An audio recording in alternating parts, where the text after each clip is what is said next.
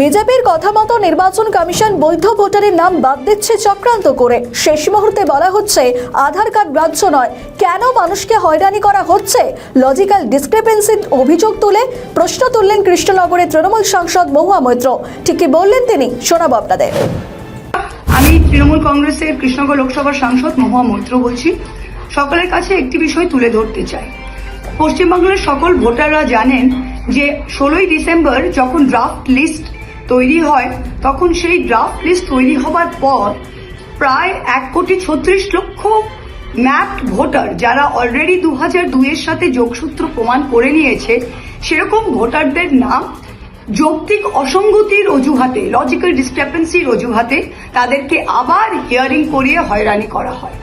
Hearing করার পর যখন ইআরওরা তাদের নাম নথিভুক্ত করছিল নির্বাচন কমিশনের পোর্টালে, তখন পরিষ্কার নির্বাচন কমিশন বলে দিয়েছিল যে লজিক্যাল ডিসক্রিপেন্সি কেসে যদি 2002-এর যোগসূত্র লিস্ট এবং যদি আপনাদের আধার কার্ড থাকে তাহলে আর কিচ্ছু দরকার নেই। আমরা সেই মোতাবেকই সব নামগুলোকে আপলোড করা হয়েছে, ইআরওরা করেছে। এখন কি দেখা যাচ্ছে, এখন গত পরশু যখন জুডিশিয়াল অফিসারদের ট্রেনিং করছে নির্বাচন কমিশন, তখন এই যে ট্রেনিং ম্যানুয়াল দেওয়া হয়েছে, তার 10 নম্বর পৃষ্ঠায় লেখা রয়েছে যে লিঙ্কেজ কেসে আধার কার্ড চলবে না। আপনারা 80% এলডি কেসে